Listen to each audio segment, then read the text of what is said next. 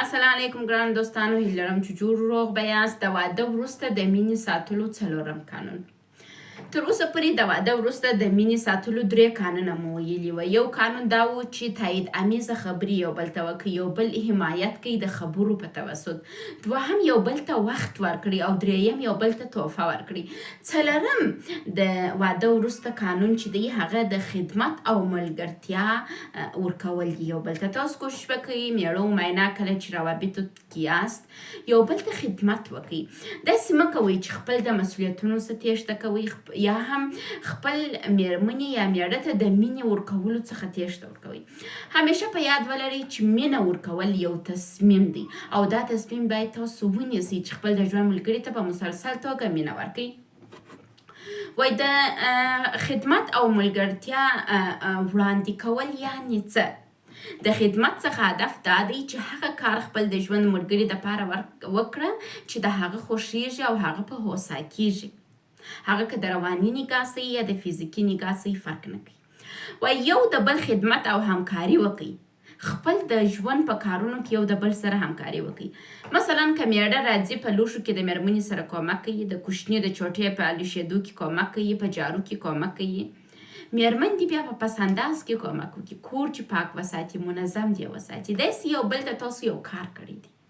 عموما چې دا ودونه خراب سي او مینې خرابې سي یو علت یې دغه دی چې یو بل ته خدمت نه کېږي.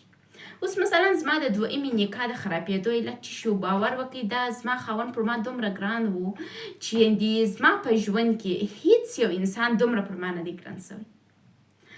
ولې زه د ده څخه جلا سولم یا ولې ما تصمیم د جلاوالي ولې؟ ځکه چې هغه ما ته هېڅ خدمت نه کوئ، هر څه ما کول.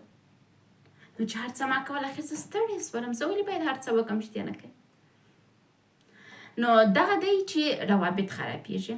وایي مینه یعنې په خپل تصمیم خپل په زړه باندې یو کار کول، نه په مثلا زور باندې یا مثلا په خپل د ژوند ملګري ته په خپل تصمیم په خپل اراده باندې یو کار کول. دغه ستاسو مینه و هغه ته ښکاره کوي. وایي مینه نه غوښتل کېږي. وای مینه داسې یو شی دی چې هغه یو پور نه دی چې ته یو چاته ودرېږه چې ژر کوه راکړه زما پور. مینه یو داسې یو احساس دی چې ته کولی سې هغه وغواړې، خو د پور په رقم بیا طلبکاري نه کوې چې هله راکړه. وای د تاسو میړه و میینه کوشش وکړئ یو د بل سره کښېنئ چې تاسو په کم بخش کې خپل د میرمنې همکاري ته ضرورت لري او یا هم تاسو په کم بخش کې خپل د میړه همکاري ته ضرورت لري. دواړه سره کښېنئ، یو لیست جوړ کړئ او دغه لیست به ستاسو د ژوند در بدل کړي. وای تاسو میړه و میرمن کوشش وکړئ د دې دپاره چې خپله مینه و مقابل طرف ته ښکاره کړئ، دې ته کار وکړئ په مسلسل توګه سره. اوومه موضوع ده غلط او بې ګټه کارونه کول ډېر اسانه کار دی، خو دا چې ته په واده کې یو بل ته خدمت کوې په مسلسل توګه، ډیسپلین لرې، نظم لرې، دغه ستا واده در ساتي. واده په خیالاتو په ظاهري خبرو نه ساتل کېږي. راځو وایي 3 مهم ټکي د واده وروسته د مینې د ساتلو دپاره چې ډېر مهم دي. اول دا دی وایي زموږ اعمال چې دي زموږ د پلار و مور، زموږ د شخصیت، زموږ د مینې، زموږ د احساس، زموږ د نظرونو او زموږ د غوښتنو مطابق دا زموږ اعمال اجرا کېږي. تاسو کوشش وکړئ داسې کار مه کوئ چې کله د واده وکړئ د میړه و میینه میرمن کوشش کوي خپل د پلار د مور په رقم روابط جوړ کړي او میړه کوشش کوي خپل د پلار د مور په رقم روابط جوړ کړي. د دې پر ځای چې خپل ذهن او ځان په تحمیل کړي، تاسو خپله یو جلا کورنۍ جوړه کړئ او یو جلا سیستم د کورنۍ جوړ کړئ تر څو یو بل ښه حمایت کړي، نه خپل د پلرونو او د مندو څخه تقلید کول، ځکه چې کېدای سي هغوی ناپوه ورنه یې وزده.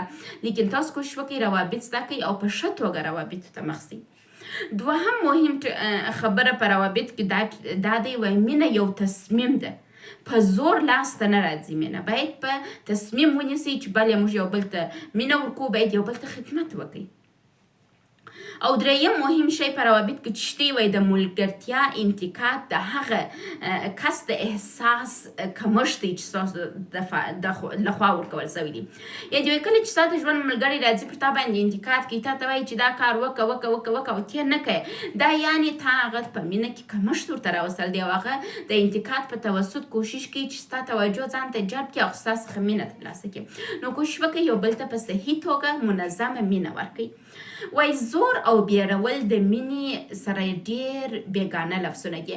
هغه میړو مینه چې کوشش کوي د زور او د بیرولو په توسط روابط وساتي، هغه روابط نه ساتل کېږي او لا هم خرابېږي.